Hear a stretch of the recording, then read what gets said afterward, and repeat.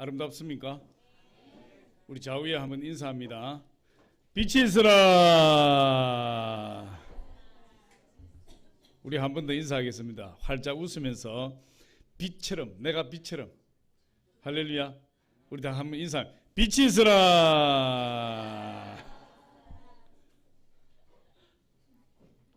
우리 비전 성가대가 지금 기다리고 있는데 우리 한번 축복합니다. 빛이 있으라.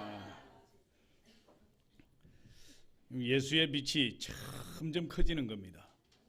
점점 밝아져서 동굴에 조그만 빛 한 줄기가 들어왔다가 동굴 안을 환히 비추게 돼요.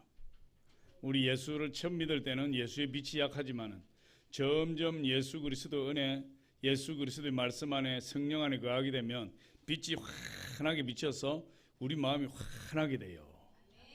그러면은 여러분 마귀가 틈탈 곳이 없어요. 마귀가 숨을 곳이 없어요. 우리 안에 오직 성령에 사로잡히고 우리 예수 그리스도 역사만이 가득하게 돼요.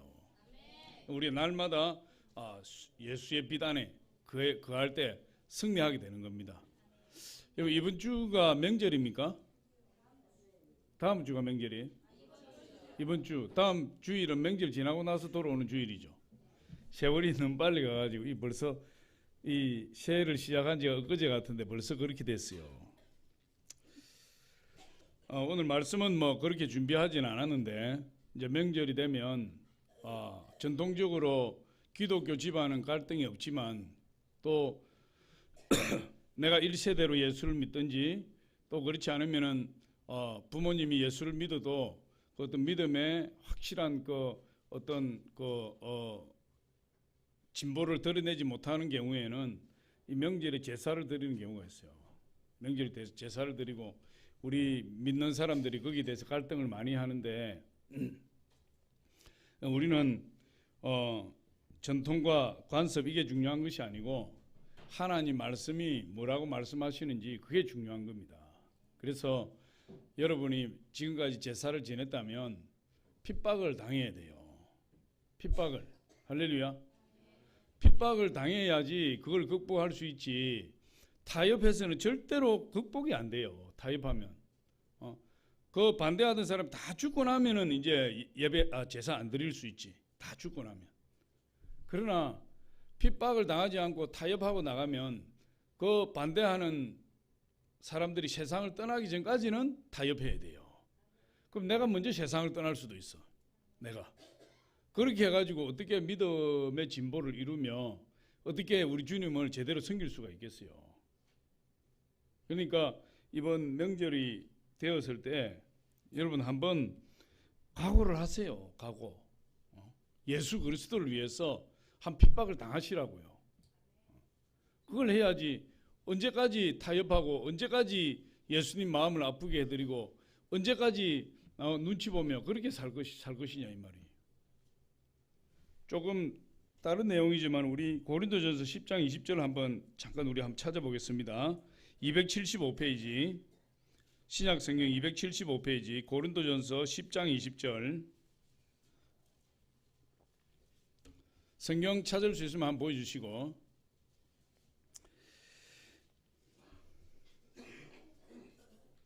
우리 같이 한번 읽어보겠습니다. 시작. 물론 이방인이 제사하는 것은 귀신에게 하는 것이요 하나님께 제사하는 것이 아니니 나는 너희가 귀신과 교제하는 자가 되기를 원하지 아니하노라. 여러분 아주 무서운 말씀을 하고 있잖아요. 제사는 귀신에게 하는 귀신. 제사를 지내는 것은 귀신과 사귀는 것이다. 여러분 그렇게 이야기를 해요. 물론 우리 가운데서도 어쩔 수 없어서 제사에 참여하는 분들이 있을 줄 믿습니다. 또 집안이 원체 강하기 때문에 강력하기 때문에 그걸 함부로 거절하지 못하고 마음과 달리 어쩔 수 없이 그렇게 하는 분도 있어요. 그런데 우리가 한 번은 결단해야 됩니다. 결단하면 하나님 도와주세요. 할렐루야. 결단하지 않으면 여러분 타협합니다. 타협하는 신앙은 예수님이 인정하지 않는 신앙이에요. 전혀 인정하지 않는 신앙이 타협하는 신앙이에요.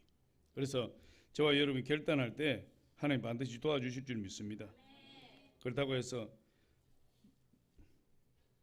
부모님 계신데 안 가야 되겠다 이렇게 하지 마시고 가시되 한번 핍박을 당하시고 또 한번 복음을 전하는 계기로 삼아서 한번 이렇게 승리하셔야 됩니다. 할렐루야. 예. 저는 오늘 불쌍히 여기사 이런 제목으로 잠시 은혜를 나누도록 하겠습니다.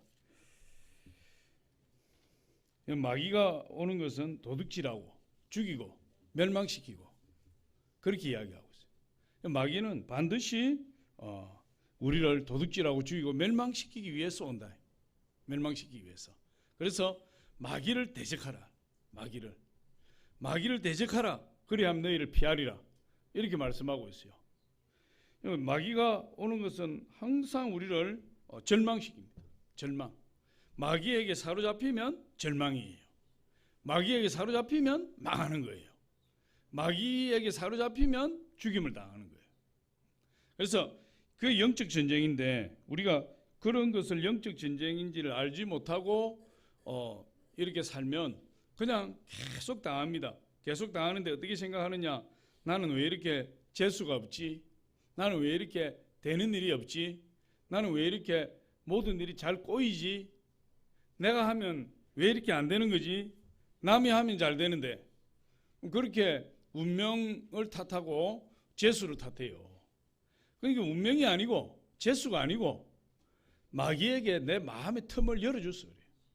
마귀가 들어오도록 열어주니까 그런 일이 일어난 겁니다. 오늘 본문에 보니까 이 나인성에 한 가부가 있는데 아들이 죽었어요. 여러분, 이스라엘의 가부라는 것은 굉장히 피곤한 그런 신분이에요. 이스라엘의 가부는 생활이 궁핍해요. 아주 궁핍하게 살 수밖에 없고 또 사회적으로 전혀 인정받지 못하는 그런 신분이에요. 그러니까 가부가 되었다는 것은, 남편이 없다는 것은 아주 그 삶이 아주 그냥 그 피곤해지는 그런 삶으로 나락으로 떨어졌다 이렇게 볼 수 있어요. 그런데 오늘 본문에 나오는 이 가부는 보니까 이 아들이 하나 있었다. 외아들. 그래서 이 가부도 삶에 대한 어떤 그런 피곤함이 있고 세파에 찌든 어떤 그런 공고함이 있지만은 이 가부는 누굴 바라보고 사는 거죠? 그 외아들, 그 아들 하나. 그 아들 하나를 바라보고 이 근근히 소망을 가지고 이렇게 살아가는 거예요. 그러니까 삶의 의욕이 오직 아들에게 있어요. 그 아들을 바라보면서 용기를 얻고, 그 아들을 바라보면서 의욕을 얻고, 그 아들을 바라보면서 삶의 의미를 갖고, 오직 그 아들에게 모든 것이 집중이 되는 거예요. 아들에게.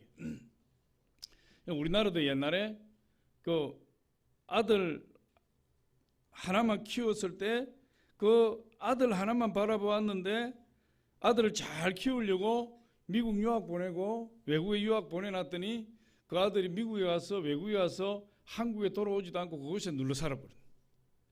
그러면 그 아들 하나만 바라보았던 그 부모는 마음에 굉장히 상처를 입어요. 이 아들 하나만 바라보고 살. 그런데 이 나인성 가부도 그렇게 살았어요. 그런데 이 아들이 어쩌다가 죽고 말았어요. 여러분 아들 하나가 죽었는데 이 여인에게는 아들 하나가 죽은 것이 아니라 자기 인생이 다 죽은 거예요. 왜? 아들이 전부였으니까. 근데 아들 하나만 바라보고 살았는데 그 아들이 죽게 되었으니까 이 여인이 깊은 슬픔과 통곡으로 가득 차 있습니다. 그리고 어쩔 수 없이 장례를 치르는데 그 동네 사랑에서 올라오고 있는데 그건 뭐니? 예수님의 물이에요. 예수님께서 가버나움에서 백부장의 딸을 살려주셨어요. 병을 고쳐주시고 그리고 그 추종하는 수많은 사람들과 함께 나인성으로 들어가는데 나인성에 들어가면서 이 장례 행렬과 만난 거예요. 그러니까 여러분 그 장례 행렬은 죽음의 행렬이고 예수님의 행렬은 생명의 행렬이에요.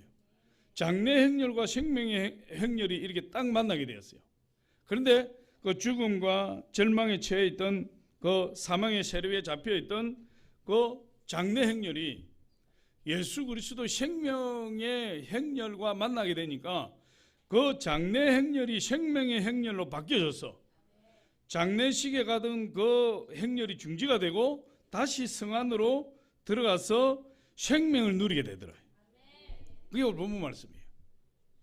예수님께서 이 죽은 자를 살려줘 버리시다. 성경에는 예수님 죽은 자를 살린 내용이 많이 있고, 베드로도 죽은 자를 살리고, 바울도 죽은 자를 살리고, 또 우리 기독교 역사적으로 보면은 스위스 위걸 스워스라는 그런 위대한 종은 평생에 10몇 명을 살렸다 그래요. 그런 죽은 자를 살리는 놀라운 역사들이 있죠. 오늘 주님께서 죽음과 절망에 사로잡힌 사망의 세력을 멸하시고 이 죽음의 행렬을 기쁨과 감사의 행렬로 바꿔주시는 그런 역사를 우리에게 보여주고 있어요. 어떻게 그런 일들이 가능한지, 어떻게 예수님께서 그런 일들을 행하셨는지, 그것이 우리에게 어떤 교훈을 주고 있는지 우리가 몇 가지 한번 살펴보려고 합니다. 첫 번째로 보니까 주님은 사망의 행렬을 멈추게 하신다. 멈추게. 주님은 멈추게 하시는 분이에요. 우리 14절 한번 보겠습니다. 14절. 누가복음 11장 14절.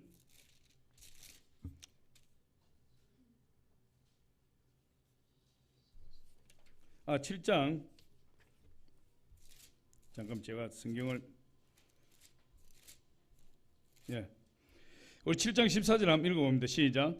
가까이 가서 그 관에 손을 대시니 맨 자들이 서는지라 예수께서 이르시되 청년아 내가 내게 말하노니 일어나라 하시매 관에 손을 대시고 그 장례 행렬을 멈추게 하셨다. 멈추게 하는 게 중요합니다. 할렐루야. 그러면 슬픔에 빠져 있는 사람, 절망에 빠져 있는 사람, 좌절에 빠져 있는 사람, 우울증에 빠져 있는 사람, 그 빠져 있는 그 죽음을 향해서 빠져 있는 그 사람의 그 슬픔과 좌절과 절망과 우울을 멈추게 해주는 것이 중요해요. 그걸 누가 멈추게 해줍니까? 사람이 멈추게 해줄 수 없어요. 돈이 멈추게 해줄 수 없고 권력이 멈추게 해줄 수 없어요. 그건 오직 예수님만이 멈추게 해주신다. 할렐루야. 예수님께서 그 슬픔 가운데 외아들을 잃어버리고 절망 가운데 충격과 고뇌에 빠져 있는 그 여인의 아들이 시체가 들어있는 그 관을 예수님 멈추게 하시대. 예수님 손을 대시대. 그러니까 그것이 멈춰진 거예요. 멈춰선 거예요. 이 여인은 외아들을 잃어버린 그 사실이 아까도 말씀드렸지만은 자기 외아들을 잃어버린 것이 아니라 자기 인생 전체를 잃어버린 거예요. 자기 인생 전체. 그러니까 이 여인은 어느 길을 가고 있느냐? 이제 죽음의 길을 가는 거예요. 만약에 이 장례를 무사히 치르고 나면 이 여인은 더 이상 살 의미를 알지 못하고 세상을 떠날지도 몰라요. 그런데 그 길목에서 이 여인의 발걸음을 멈추게 하신 분이 예수님이에요. 절망에 있는 여인에게, 두려움에 쌓여 있는 여인에게, 외로움에 쌓여 있는 여인에게 그 절망과 두려움과 외로움을 향해서 달려가는 그 발걸음을 멈추게 하시고 주님 앞에 서게 하셨대요. 절망의 걸음을, 슬픔의 걸음을 멈추게 하시고 주님이 세워주시대요. 그게 중요해요. 우리가 살다 보면 이런 일을 많이 당하잖아요. 슬픈 일이 굉장히 많아요. 고통스러운 일이 굉장히 많아요. 그런데 그 슬픔과 고통을 멈춰야 돼요. 멈추지 않으면 한없이 끌려 들어갑니다. 지옥이라는 게 하데스라는 말을 쓰는 게헨나 하데스 이렇게 쓰는데 그것이 바닥이 없는 곳이에요. 바닥이 없으니까 얼마나 두려운지 몰라요. 끝없이 내려가는, 끝없이. 우리 옛날에 키 크려고 하면은 꿈을 꾸는데 절벽에 떨어지는 꿈을 꾸는. 절벽에서 막 한없이 떨어지다가 너무 놀라서 두려워서 잠을 깨는. 그걸 부모님에게 이야기하면 키 크려고 그런다. 또 꿈을 꾸면 또 절벽에서 한없이 떨어지는. 그럼 지옥은 바닥이 없는 곳이. 끝없이 추락하는 곳이. 끝없이 내려가는 거예요. 사단이 우리를 붙들면 적당한 선에서 멈춰주는 게 아니에요. 사단이 우리를 도둑질하고 죽이고 멸망시키면 완전히 재기불능할 상태까지 짓밟아버립니다. 마귀는. 그런데 그 마귀에게 사로잡히면 헤어날 길이 없어요.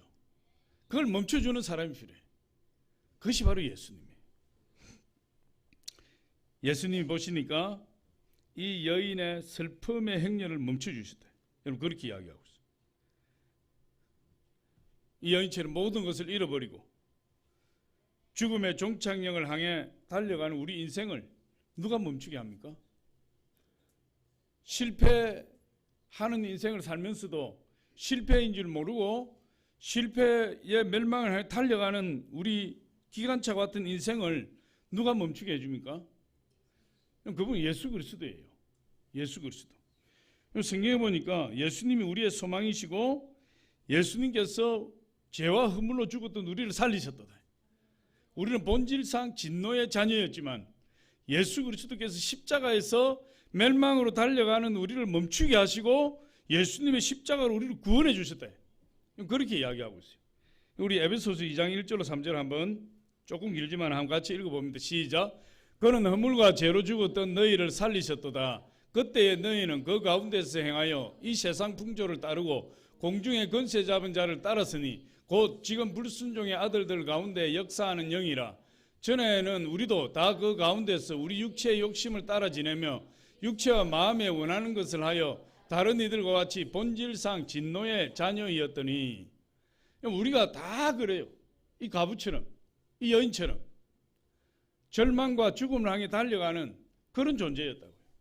그런데 그것을 누가 멈추게 하셨느냐? 누가 멈추게 하시고 우리를 빛 가운데, 소망 가운데, 그리고 희망 가운데로 불러내셨느냐? 그분이 바로 예수 그리스도다. 예수 그리스도께서 그렇게 해주셨다. 이분 그렇게 이야기하고 있습니다. 그러니까 예수 그리스도께서 우리의 죄를 다 대신 담당하시고 죄의 길, 저주의 길, 질고의 길, 가난의 길, 죽음의 길에서 우리를 건주십니다.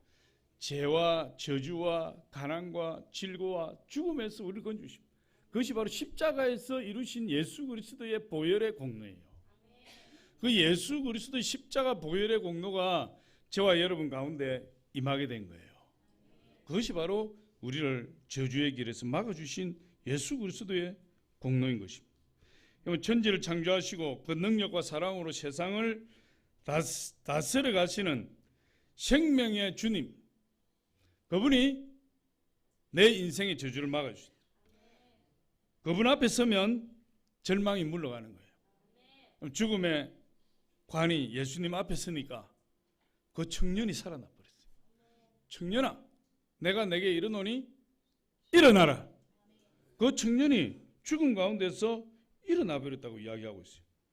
그 죽음의 길에서 관이 멈추었으니까 그 절망에 빠진 여인에게 소망이 생기고 희망이 생기고 다시 살 의욕이 생겨요. 우리가 예수 그리스도를 만나지 않았으면 우리는 살 의욕이 없는 거예요. 이 세상에서 잘 산다고 해도 그건 죽음의 길이에요. 그런데 예수 그리스도를 우리가 죽음의 길을 향해서 폭주하는 기관차처럼 달려가는 우리 앞을 막아서신 분이 예수님이에요. 그 예수님 때문에 우리가 새로운 삶을 누리게 돼요. 너무나 감사한 일이죠. 여러분, 두 번째 보니까 예수님께서 이 죽음의 행렬을 멈추게 하시고 불쌍히 여기셨다. 13절에 보니까 우리 13절 한번 읽어봅니다. 주께서 가부를 보시고 불쌍히 여기사 울지 말라 하시고 이랬어요. 근데 여기 보면 불쌍히 보시고 불쌍히 여기사 앞에 먼저 보셨다. 예수님 보고 계시는 거예요. 예수님 보고 계신다는 이것이 굉장히 우리에게 위로가 돼요. 제가 좀 이렇게 고난당하고 기도할 때 예수님께서 그 말씀하십니다. 내가 안다. 내가 안다. 그래서 예수님이 어떻게 아시는 거지? 예수님이 어떻게 나를 아실까? 근데 예수님이 나를 아시는 것만 아니고 내 마음 상태도 아시고 내가 지나온 과거도 아시고 모든 것을 예수님 다 아시는 거예요. 그런데 예수님이 아신다고 말씀하시니까 그 말씀하시는 순간에 내 모든 근심, 걱정, 두려움, 미래에 대한 우려들이 다 사라졌어요. 그리고 담대해졌어요. 아, 예수님이 지금까지 나와 함께 행해 오셨구나. 그럼 앞으로도 나와 함께 해 주시겠구나. 그 생각이 탁 들어오니까 담대해지는 거예요. 그래서 제가 그럼 예수님 제가 주님께 맡기고 제가 신학교 가겠습니다. 그러고 갔다. 그 응답 받으려고 제가 금식하고 부르짖고 짐을 싸서 충청도 이름도 알지 못하는 기도원 들어가서 그곳에서 금식하고 기도하고 금식하고 기도하면서 하나님의 응답을 받는데 그 말씀하셨어요. 내가 한다. 우리 하나님 다 하시는 거예요. 여러분, 우리 하나님은 모르는 게 없으신 분이에요. 할렐루야. 저와 여러분의 앉고 일어서심을 다 하신다. 앉고 일어서심. 우리 앉고 일어서심만 아는 것이 아니라 우리가 무엇을 생각하는지도 알아요. 우리가 무슨 말을 하는지도 알아요. 어떤 행동을 하는지도 예수님 다 알고 계시는 분이에요. 우리 하나님 완전히 알고 계시는 분이에요. 그러니까 여러분 선을 행하다가 낙심하지 말라. 선을 행하다. 여러분 보통 사람들은 선을 행할 때 낙심해요. 왜? 사람이 안 알아주니까. 내가 이렇게 열심히 하고 이렇게 헌신하고 내 시간과 물질과 모든 걸 다 헌신해서 이렇게 열심히 하는데 도대체 알아주지가 않아. 담임 목사님 알아주지도 않아. 수고했다고 말 한마디 안 하고 기도 한마디 해주지도 안 하고 우리 웃는 분들은 그런 분들이 알아주질 않아요. 그런데 우리 성령께서 뭐라고 말씀해요? 성경에 선을 행하다가 낙심하지 말라. 왜? 누가 알아준다는 거죠? 하나님 알아줍니다. 하나님 알아주시면 만족합니다. 하나님 한 분 나를 인정해 주시면 제가 이보다 더한 고통도 감수하겠습니다. 하나님 한 분이 알아 계신다면 제가 어떤 일도 감당하겠습니다. 어떤 희생도 감당하겠습니다. 여러분 하나님이 알아주시면 모든 걸 다 할 수 있어요. 그걸 하나님이 알아주신다는 느낌이야. 그런데 성경에 보니까 하나님은 우리 머리카락까지 다 채신다. 마태복음 10장에 보면 제자들 파송하실 때 마태복음 10장 30절에 보니까 그렇게 우리의 머리카락까지도 다 헤아리고 계신다. 머리 숱이 많은 분들은 하나님 피곤하게 만드는 거예요. 숱이 적어야 하나님 세는데 힘들지 않지. 숱이 많으면 몇천 개 세다가 또 다시 세야 돼. 아브라함 보니까 하늘의 별을 세다가 못 세었어요. 우리 하나님은 머리카락까지도 다 세시는. 우리 요한복음 10장 27절 한번 보겠습니다. 시작. 내 양은 내 음성을 들으며 나는 그들을 알며 그들은 나를 따르느니라. 내 양은 내 음성을 들으며 나는 그들을 알며. 나는 누구죠? 예수님이에요. 그들은 우리예요. 예수님은 우리를 안다 이 말이에요. 우리는 예수님 잘 몰라도 예수님이 나를 알아주실까? 하나님이 나를 알아주실까? 그런 의리와 있고 그런 마음의 근심이 있어도 예수님은 우리를 너무나 잘 안다. 너무 잘 아신다. 우리 시편 139편 한번 보겠습니다. 시편 139편 우리 2절로 3절 시작. 주께서 내가 앉고 일었음을 아시고 멀리서도 나의 생각을 밝히 아시오며 나의 모든 길과 내가 눕는 것을 살펴보셨으므로 나의 모든 행위를 익히 아시오니. 나의 모든 행위를 익히 아시고 내가 앉고 일었음을 알고 내가 눕는 것도 알고 내가 무엇을 생각하고 있는지도 아시고 내 입의 말도 다 아시고. 우리 하나님 앞에 숨길 게 없어요. 그러니까 여러분 선을 행할 때 기쁨으로 행하세요. 하나님 앞에 헌신할 때 마음껏 헌신하세요. 시간을 드릴 때도 마음껏 드리세요. 우리 하나님이 아시기 때문에 하나님이 갚아주신다. 사람이 갚는 것은 사람이 수고했다, 애썼다, 야 다른 사람 몰라도 나는 너 알아준다. 여러분 그 말에 속지 마세요. 사탄아 물러가라. 그런데 이제 사람의 위로도 필요합니다. 진심으로 하는 위로가 필요하죠. 그것이 큰 힘이 됩니다. 그러나 그 소리에 자꾸만 귀를 기울이면 내가 자꾸 그 소리 듣고 싶습니다. 그런데 이 세상에서 자꾸 칭찬받으면 하늘에 상급이 없어요.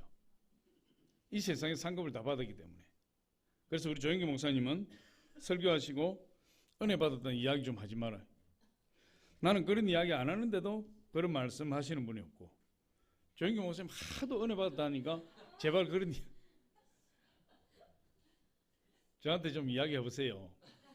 저도 저한테 그런 이야기 좀 하지 마세요. 이 말 좀 한번 해보고 싶다. 이 말. 우리가 모든 것을 주님 앞에 숨길 수가 없고, 이 외아들을 잃은 이 여인은 예수님이 다 그 사정과 형편을 아시고 무엇을 아십니까? 그 마음의 슬픔을 아시고 그 슬픔을 억누르기 위해서 터져나오는 울음을 이빨 사이로 삼키고 있는 그것까지도 아시는 분이셨어요. 이 여인의 슬픔을 다 아시는, 숨길 수가 없다. 어떤 것이든 숨길 수가 없다. 성경에 보니까 마지막 때 만물이 벌거벗은 것 같이 예수님 앞에 드러나게 된다. 그때는 선을 행한 것, 악을 행한 것 숨길 수 없이 우리가 벌거벗으면 다 드러나잖아요. 그것처럼 우리 주님 앞에 다 드러나게 될 것이다. 히브리 4장 13절 우리 한번 봅니다. 히브리 4장 13절 시작. 지으신 것이 하나도 그 앞에 나타나지 않음이 없고 우리의 결산을 받을 시리에 눈앞에 만물이 벌거벗은 것 같이 드러나느니라. 다 드러나게 됩니다. 그리고 우리 주님이 아시고 뭘 아십니까? 이 여인의 슬픔을 아시고 이 여인의 형편을 아시고 이 여인의 어떤 절망을 아시고, 그리고 우리 주님께서 그 다음 단계로 불쌍히 여기셨다. 불쌍히. 이 불쌍히 여기셨다는 이 단어가 주님의 기적을 일으켜요. 우리가 주님 앞에 불쌍히 여김을 받아야 됩니다.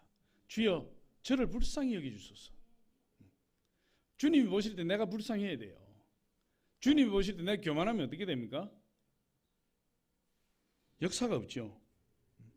그래서 주님의 기적과 은혜를 베푸실 때마다 우리 주님이 가지시는 마음이 불쌍히 여기는 마음이에요. 주님에게 불쌍히 여기는 사람은 기적을 체험합니다. 주님에게 불쌍히 여김을 받는 사람은 축복을 경험해요. 그런데 주님 앞에 불쌍히 여겨지는 그런 행동과 그런 태도가 없는 사람은 기적을 체험할 수 없어요. 예수님 보니까 이 여리고에서 맹인 두 사람을 만났어요. 마가복음에 보니까 그 이름을 바디메오라고 이야기하고 있어요. 그런데 마태복음은 맹인 두 사람이라고 이야기하고 있어요. 그런데 주님께서 그 맹인의 눈을 만지셔서 고쳐주세요. 그런데 고쳐주시기 전에 그들을 불쌍히 여기시고. 할렐루야. 마태복음 20장 34절 한번 봅니다. 시작. 예수께서 불쌍히 여기사 그들의 눈을 만지시니 곧 보게 되어 그들이 예수를 따르니라. 예수께서 불쌍히 여기셨어요. 또 마가복음 6장에 보니까 오병이어 기적이 나오는데 그때 예수님이 제자들에게 먹을 것을 주라. 저녁이 되어서 먹을 것을 주라. 그런데 그 먹을 것을 주라는 그 마음도 그 무리를 보시고 불쌍히 여기신다. 불쌍히 여기실 때 그렇게 역사하는 겁니다. 우리 마가복음 6장 34절에도 한번 보겠습니다. 시작.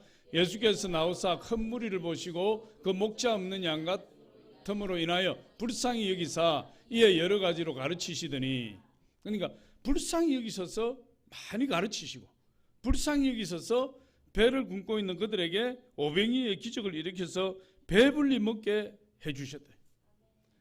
불쌍히 여기는 겁니다. 그 불쌍히 여길 때 기적이 일어나요.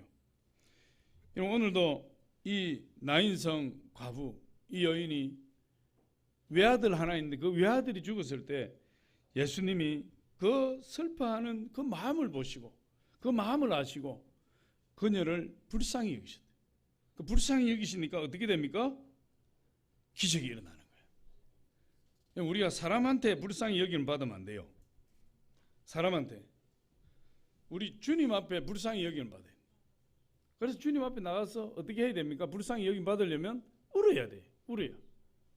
주님 앞에 나가서 눈물로 기도하고 주님한테 잘 보이려고, 주님한테 불쌍히 여김 받으려고 열심히 주님 앞에 나가야 돼요. 어떤 교회가 보니까 우리 대한민국에서 몇 번째 가는 큰 성전을 건축했는데 그 목사님의 간증을 들어보니까 영하 20도에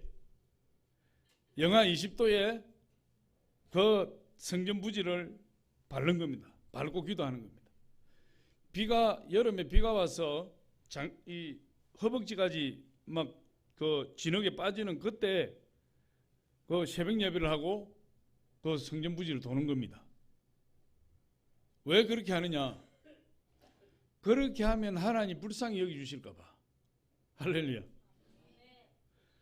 그렇게 고생하면 하나님 불쌍히 여기 주실까 봐 그렇게 돌았어요.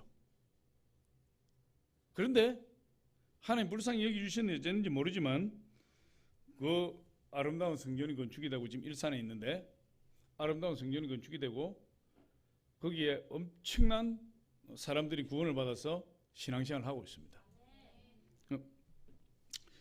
하나님께서 이 여인의 그 아픔에 공감하시고 그 여인의 아픔을 위로하시고 그 여인의 슬픔을 불쌍히 여기셨다. 그 아픔을 주님께서 주님의 아픔으로 받아들이신 거예요. 우리가 고통당하면 우리 하나님 고통당합니다. 우리가 슬퍼하면 하나님 슬퍼하세요. 그 하나님 공감하는 능력이 예수님께서 공감하는 능력이 대단히 뛰어나신 분인데 히브리서 2장 18절에 보니까 우리 한번 봅니다. 히브리서 2장 18절 같이 한번 있으면 시작. 그가 시험을 받아 고난을 당하셨은즉 시험 받는 자들을 능히 도우실 수 있느니라. 예수님은 죄가 없으신 분으로 고난을 당했어요. 예수님 죄가 없이 고난을 당하셨기 때문에 본인이 그런 고통을 당하셨기 때문에 고통당하는 사람들의 마음을 공감해 주신다. 고통당하는 사람들의 마음을 알아주신다. 그래서 불쌍히 여기시는 거예요. 예수님이 고통당하는 사람을 굉장히 불쌍히 여기시는 분이 우리 예수님이세요. 만약 예수님이 고통당하는 경험이 없었더라면, 예수님 십자가에 달리시는 그 고난을 경험하지 못했더라면 예수님이 고통당하는 성도님들의 마음을 몰랐을 수도 있어요. 그런데 예수님이 시험을 받아 고난을 당하셨기 때문에 그 고통이 얼마나 큰지, 그 괴로움이 얼마나 큰지를 아시기 때문에 고통당하는 자들의 마음을 알아주신다. 그래서 그들을 불쌍히 여기신다. 이렇게 이야기하고 있어요. 그러면서 예수님 뭐라고 말씀 16절에 보니까 예수님 그렇게 하신 것을 하나님이 자기 백성을 돌보시는 일이다. 이렇게 우리 16절 한번 봅니다. 16절 다 같이 한번 읽어보면 시작. 모든 사람이 두려워하며 하나님께 영광을 돌려 이르되 큰 선지자가 우리 가운데 일어나셨다 하고 또 하나님께서 자기 백성을 돌보셨다 하더라. 하나님이 자기 백성을 돌보시는 거예요. 예수님이 자기 백성을 돌보시는 거예요. 어떤 사람? 고통당하는 사람, 절망에 빠진 사람, 불쌍히 여기는 사람, 불쌍한 사람, 그런 사람은 예수님이 다 고통 가운데서 돌보아 주신다. 성경을 자세히 보면 우리 예수님의 마음이 어디 있는지 알아요. 가부와 고아와 고난당하고 소외된 자들, 그런 자들에게 우리 예수님 마음이 가 있어요. 그런 자들을 우리가 도울 때 하나님 기뻐하시는 거예요. 할렐루야. 우리 교회도 그런 일들을 많이 해야 돼요. 그래서 우리 교회는 개척하면서부터 뭐 많이 되지는 않지만은 우리 주보에 보면 몇 개 교회를 지금 돕고 있고 또 제가 소개해서 이렇게 또 몇 개 교회를 도울 수 있도록 이렇게 도움의 손길을 펼칠 수 있도록 그렇게 소개한 교회들도 몇 개 있어요. 어쨌든 여러분 하나님은 연약한 자, 소외된 자, 버림받은 자, 불쌍한 자 그런 자들에게 우리 주님 마음이 가 있다. 우리 주님은 고아와 가부의 아버지가 되신 아버지가 되신 저와 여러분들이 그런 긍휼의 마음, 그 긍휼의 마음은 예수님 마음이에요. 불쌍히 여기는 마음, 긍휼히 여기는 마음, 그것이 우리 안에서 사라지면 안 돼요. 그래서 내가 가진 게 없어도 누구를 도와줄까? 누구를 도와줄 수 없을까? 그런 마음을 가지고 있으면 하나님 기뻐하신다. 예수님이 이 여인을 향해서 울지 말라, 울지 말라. 눈물을 씻어주시는 거죠. 울지 말라. 이렇게 말씀하세요. 울지 말라고 하는 것은 눈물을 씻어줄 능력이 있다는 거예요. 우리 예수님은. 사람은 그런 능력이 없어요. 근데 예수님은 울지 말라. 그 눈물을 씻어줄 능력이 있으시고 그 눈물을 씻어줄 공감이 예수님께 있어요. 그래서 예수 실제로 그 능력과 마음을 가지고 계신다. 우리가 예수님께 나가면 그런 위로를 받아요. 사람에게 위로받으려고 하지 말고 예수님께 위로받으시기를 바랍니다. 히브리 4장 15절 우리 한번 보겠습니다. 시작. 우리에게 있는 대제사장은 우리의 연약함을 동정하지 못하실 리가 아니요 모든 일에 우리와 똑같이 시험을 받으신 이로되 죄는 없으시니라. 우리에게 있는 대제사장은 예수 그리스도예요. 예수님이 대제사장이에요. 우리의 모든 죄를 일시에 도말하신 분. 우리 과거에 지은 죄, 현재 지은 죄, 미래에 지을 죄까지도 한꺼번에 뭉뚱그려서 그 죄값을 치러버리신 분, 그분이 대제사장이에요. 그렇다고 해서 여러분 오해하면 안 됩니다. 내가 앞으로 죄를 지어도 용서를 받는다, 그건 아니에요. 물론 예수님의 이름으로 회개하면 용서받아요. 근데 예수님의 십자가를 바라볼 때 예수님의 십자가에서 우리의 과거의 죄도 다 용서해 줘 버리셨고 우리 현재의 죄도 십자가에서 다 용서해 버리셨고 우리 미래의 죄도 예수님이 십자가에서 다 짊어지시고 자기가 대신 치러 버리셨다. 그게 십자가예요. 우리에게 있는 대제사장은 우리의 연약함을 동정하지 못하실 리가 아니다. 우리 연약함을 다 알아주시고 불쌍히 여겨주시고 동정해 주시고 공감해 주시고 위로해 주시는 분, 그분이 예수님이에요. 그래서 아시고 보시고 불쌍히 여기시고 울지 말라 하시고 살려버리신다, 예수님이. 그럼 세 번째로 보니까요, 일어나라, 일어나라. 우리 14절 한번 보겠습니다. 가까이 가서 그 관에 손을 대시니 맨 자들이 서는지라. 예수께서 이르시되 청년아 내가 내게 말하노니 일어나라, 일어나라. 지금 죽었어요. 시체예요, 시체. 적어도 3일장, 5일장, 7일장 나가면은 죽은 지 3일, 5일, 7일이 된 거예요. 제가 알기로 이스라엘은 3일장, 5일장보다 훨씬 더 긴 걸로 알고 있어요. 그런데 그렇게 죽어서 이미 열대 지방인데 그 팔레스타인이 더운 지방 아닙니까? 썩어서, 나사로도 보니까 썩어서 냄새가 나고, 죽은 시신의 냄새를 안 맡으면 지독해요. 썩어서 냄새가 나사로도, 그 나사로도 살리셨지만은 이 지금 죽은 지 며칠이 돼서 관 속에 시신으로 누워있는 그 청년을 향해서 예수님이 마치 잠을 자고 있는 사람을 깨우듯이 말씀하세요. 일어나라. 어떻게 됐습니까? 일어나버려. 일어나버려. 성경에 보면은 예수님이 죽은 자를 많이 살리셨는데 해당장 야이로의 딸 12살 난 딸을 살리셨죠. 달리다고 일어나라. 일어나버려. 죽은 나사로 죽은 지 4일이 되었는데 썩어서 문드러져서 냄새가 나는데 나사로야 나오라. 살아나 버렸죠. 이 나인성 가부의 아들 일어나라. 일어나 버렸죠. 그래서 예수님은 일어나라 그래. 일어나라. 그냥 일어나라 하면 일어나는 겁니다. 여러분 마가복음 4장 5장 41절 한번 보겠습니다. 시작. 그 아이의 손을 잡고 이르시되 달리다고 하시니 번역하면 곧 내가 내게 말하노니 소녀야 일어나라 하심이라. 일어나 버렸어요. 아이가 나이가 12살이고 먹을 것을 주니까 먹고 기운을 차리고 뛰어놀았어요. 요한복음 11장 43절 한번 봅니다. 요한복음 11장 시작. 이 말씀을 하시고 큰 소리로 나사로야 나오라 부르시니 죽은 지 4일이 되었는데 배로 칭칭 감아 나왔는데 나사로야 나오라 하니까 누워있던 나사로가 벌떡 일어나서 그 무덤에서 나와버렸어요. 하나님 말씀에 권세가 있어요. 모든 생물과 무생물들은 예수님의 말씀, 하나님 말씀에 순종해요. 유일하게 순종 안 하는 존재가 있는데 사람이에요. 사람이 죽어서 시체가 되면 순종해요. 살아있는 사람은 순종을 안 해요. 살아있는 사람. 그게 참 희한하죠. 그래서 우리 죽어야 돼요. 우리가 죽어야 예수님 말씀에 순종할 수 있어요. 죽은 시체들은 전부 순종합니다. 살아있는 이 사람은 순종이 안 돼요. 유일하게. 짐승들도 다 순종해요. 나귀도 입을 열어서 발람을 꾸짖습니다.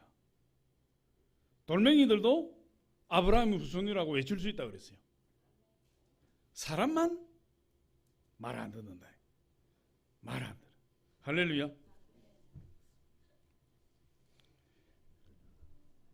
일어나라 말씀하세요. 절망과 슬픔에 빠져있는 이 여인에게 예수님이 일어나라. 죽은 아들이 살아나 버리고 그 여인의 절망과 슬픔이 다 사라지고 소망과 희망이 일어나 버려요. 예수를 만나면 그래 됩니다. 할렐루야. 저와 여러분들이 예수님과 함께 할 때 큰 기쁨이 있어요. 슬픔이 변하여 춤이 되고, 슬픔이 변하여 기쁨이 되고, 절망이 변하여 소망이 되고, 좌절이 변하여 희망이 되고, 그런 일들이 예수 안에서 일어나게 돼요.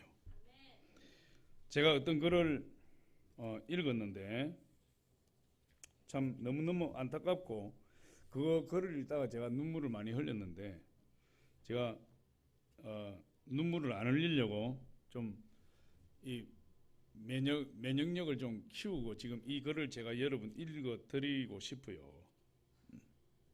그래서 39세에 안양시 박달동에 살았던 39세 된 여인의 이야기예요. 이분이 지금 고인이 되었습니다. 근데 그분이 살아 있을 때 유언처럼 남긴 글인데, 여러분 그냥 제가 쭉 읽을 테니 빨리 읽을 테니까 여러분 그냥 한번 들어보세요. 저는 사랑받지 못한 39세 주부입니다. 매일매일 남편은 술에 취해 집으로 돌아와 저를 짓밟고 때리고 심지어는 부엌에 있는 칼로 협박합니다.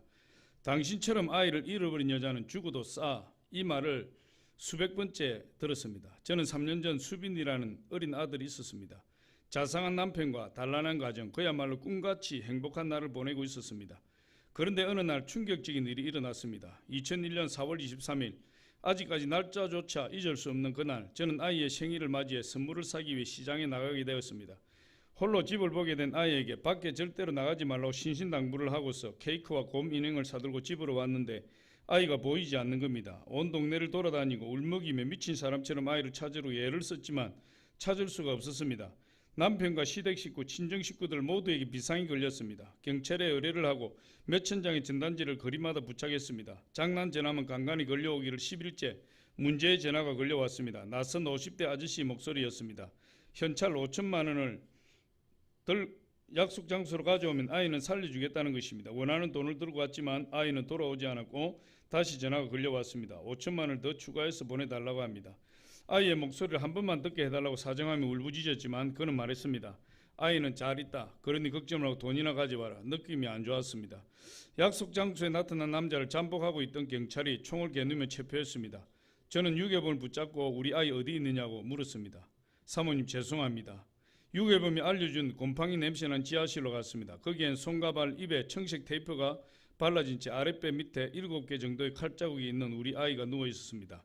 정말 죽은 것인가 흔들어도 보고 가슴에 귀를 대보았지만 아무런 반응이 없었습니다. 세상에 태어나서 5번째 생일이었던 날에 어이없게도 납치를 당해야 했던 우리 아이 수빈이 지금 살아있다면 개구장이 초등학생이 되었을 텐데 커서 어떤 사람이 되고 싶느냐고 물으면 아이는 항상 경찰 아저씨가 되고 싶다고 말했었습니다. 경찰 아저씨가 너무 멋있다고 했던 우리 수빈이 아이를 잃고 난 후 남편은 난폭해졌고 저는 매일 남편의 구타와 폭언에 시달리다 정신과 치료를 받았습니다. 남편은 운영하던 공장에 부도를 내어버렸고 어느 날부터 집으로 돌아오지 않았습니다. 그러던 어느 날 우연히 서울역에서 남편을 발견했습니다. 노숙자가 된 남편, 신문지를 깔고 찢은 이불을 덮고 얼굴을 내민 채 잠을 자고 있었습니다. 그냥 지나칠까 하다가 지갑에서 5만 원을 꺼내 그가 덮은 이불 속으로 집어넣고 나왔습니다. 그러다가 추운 겨울 날씨에 우리 남편 얼어 죽는 걸까? 술 중독자로 지내는 건가? 이런저런 걱정으로 가슴이 아픕니다. 저는 지금 시한부 인생입니다. 언제 죽을지 모르는 위암 말기입니다. 저는 이 병이 나에게 최고로 아름다운 선물이라고 생각합니다. 죽을 병이라도 걸려야 아이를 잃어버린 자의 죄책감을 용서할 수 있을 것 같아서 제가 죽어서 아이를 만날 수 있는 날이 온다면 그 아이에게 무릎을 꿇고 하고 싶은 말이 있습니다. 보고 싶지만 너무나 보고 싶지만 그 아이가 그 말을 받아줄 것 같지가 않습니다. 어떤 말도 할 자격이 없는 저는 그저 미안하다는 말로 그 아이에 대한 마음을 대신하려고 합니다. 39년 나의 인생 여기까지밖에 안 됩니다. 지금 저는 아이를 잃은 슬픔 때문에 슬퍼하고 힘들었습니다. 죽고 나서 남편이 노숙자가 된 모습을 본다면 전 밀려오는 슬픔에 눈물을 흘려 그 비를 남편에게 뿌려줄지도 모르겠습니다. 사랑했던 우리 남편 다시 일어나서 멋진 사업가가 되길 바랄 뿐 아이를 잃고 힘들어하던 우리 남편은 얼마나 괴로웠을까, 그리고 얼마나 고통스러웠으면 술의 힘을 빌려 살았을까. 처음엔 이해하지 못했던 당신 마음 이제 충분히 이해합니다. 제가 떠나가는 날엔 슬픔도 함께 날려보냈으면 합니다. 안녕히 계세요. 수빈 아빠. 못난 저는 먼저 떠나렵니다. 행복하게 사세요. 이렇게 편지를 쓰고 이분이 세상을 떠났어요. 이 글을 읽으면서 참 이런 인생도 있을 수 있을까, 이런 참 생각이 들고 너무나 가슴이 먹먹하고 너무나 힘들었어요. 여러분 그냥 제가 감정 없이 읽으려고 이렇게 제가 감정 없이 읽으려고 많이 노력하고 그래서 제가 더 빨리 읽어 내려갔습니다. 근데 이거를 읽으면서 너무너무 안타까운 사실이 그 아들을 잃어버리게 되었는데 그 아들을 잃어버리는 순간 모든 걸 다 잃어버리다는 거예요. 모든 걸. 이 여인에게 있어. 그 남편에게 있어. 그 남편이 그날 이후로 폭행하고 칼을 가지고 협박하다가 남편이 견딜 수 없어서 집을 뛰쳐나간 거예요. 집을 뛰쳐나갔는데 이 부인이 서울역에 갔다가 남편이 노숙자 생활하고 있는 것을 발견했어요. 그러면 참 너무나 마음이 아픈 것인데 그런 남편을 발견했으면 깨워서 집으로 가자고 끌고 가고 안 가려고 하면 싸웠어라도 어떻게 하든지 집으로 데려가려고 하는 것이 맞는 것 같은데 이 여인은 그런 노력조차 하지 않는 거예요. 모든 것을 다 내려놓아 버려요. 다 내려놓아. 모든 걸 다 자포자기 해버려요. 그러니까 돌아와서 그 남편에 대한 안타까움도 있고 불쌍함도 있고 그 남편이 그렇게 하는 것에 대한 이해함도 있지만은 자기가 다 내려놓아 버리니까 더 이상 어떤 소망도 희망도 의욕도 없는 인생이 되어버렸어요. 왜 살아야 되는지 의미를 잃어버린 인생이 돼요. 의미를. 우리가 삶에 대한 의미를 잃어버리면 모든 것이 끝입니다.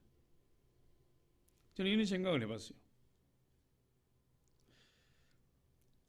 이분도 하고 싶은 것도 많았을 것이고 해야만 할 일도 많았을 것이고 해야만 하는 일들도 많았을 것이에요. 그런데 그 아들을 잃어버림으로 말미암아 삶의 의미를 잃어버리니까 해야 될 일도 하고 싶은 일도 해야만 되는 일도 아무것도 아니게 돼버려요. 그래서 자기 남편이 그렇게 노숙자 생활을 하고 삶이 망가져가는 것을 보면서도 제3자가 무덤덤하게 바라보듯이 지갑에서 5만 원을 꺼내어서 이불 속에 넣어주고 돌아와서 걱정을 하고 있지만 자기 마음이 이미 죽었기 때문에 어떻게 남을 살릴 길이 없는 거예요. 만약에 이분이 예수님을 알았다면 이분이 예수 그리스도를 알게 되었다면 그때 누가 만약에 예수 그리스도를 소개했다면 이분이 이렇게 비참하게 삶을 포기하지는 않았을 것이다 이렇게 생각합니다. 이분 위암 말기에 걸렸는데 좀 전에 읽어드렸듯이 그것이 자기에게 주어진 최고의 아름다운 선물이라고 생각합니다. 살 의미를 잃어버리니까 빨리 세상을 떠나고 싶은 거예요.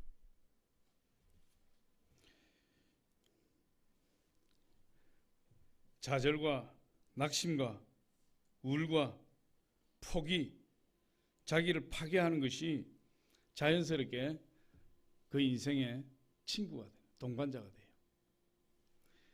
이 나인성 과부도 똑같습니다. 그런데 이 나인성 과부는 그 장래 행렬을 나가다가 생명의 부활로 오신 예수 그리스도를 만나서 인생이 역전된 거예요. 저와 여러분도 마찬가지입니다. 저와 여러분도 이 안양시 박달동에 사는 이 여인과 다를 바 없는 인생이에요. 그런데 웬 은혜인지 웬 축복인지 이 나인성 과부처럼 우리 예수님 만난 겁니다. 저는 우리 아내가 그런 이야기 하지 말라고 이야기하던데, 저는 웬일인지 웬 은혜인지 내가 예수를 안 믿었으면 서울역 노숙자가 되었을 것이다, 이런 생각이 자꾸 들어요. 제가 노숙자는 아니었는데 그러니까 이 안양시 박달동의 이 남편과 진배 없는 사람이죠. 저 똑같은 사람이에요. 그런데 예수님을 만나니까 제 인생이 변화된 거예요. 역전의 인생을 살고 있는 겁니다. 말씀을 맺도록 하겠습니다. 오늘 이 청년을 살려주시고 예수님께서, 그리고 이 불쌍한 여인을 회복시켜 주신 그 예수님께서 무엇을 말씀하고 싶으셨던 것일까요? 아마 무엇보다도 예수님 당신이 하나님의 아들이라는 것을 가르쳐주고 싶어요. 내가 너희들이 기다리던 메시아라는 것을 가르쳐주고 싶어요. 그리고 하나님의 아들 그 메시아를 만나게 되면 사망에서 생명으로 옮겨지는 부활의 역사가 너희들 가운데 일어나게 될 것이다. 그것을 가르쳐주고 싶은 거예요. 예수 그리스도를 만난 자는 잘못된, 거짓된, 어리석은 삶을 사는 것이 아니라 가치 있고 참된 삶을 살 수밖에 없다는 것을 가르쳐주고 있어요. 우리 요한복음 11장 25절로 27절 우리 같이 한번 읽어보겠습니다. 시작. 예수께서 이르시되 나는 부활이요 생명이니 나를 믿는 자는 죽어도 살겠고 무릇 살아서 나를 믿는 자는 영원히 죽지 아니하리니 이것을 내가 믿느냐? 이르되 주여 그러하외다. 주는 그리스도시요 세상에 오시는 하나님의 아들이신 줄 내가 믿나이다. 저런 고백을 하는 사람은 우리 하나님의 긍휼하심을 입고 불쌍히 여김을 받고 우리 주님과 함께 날마다 승리하는 인생이 될 줄 믿습니다. 저는 우리 모든 성도님들에게 예수 그리스도를 통해서 절망과 죽음을 극복하시고 예수 그리스도 안에서 소망과 기쁨이 회복되시기를 예수 이름으로 소망합니다. 아버지 하나님 감사합니다. 오늘 불쌍히 여기신 예수 그리스도께서 죽음의 사망에 잡혀있는 그 절망에 잡혀있는 그 가정에, 그 여인에게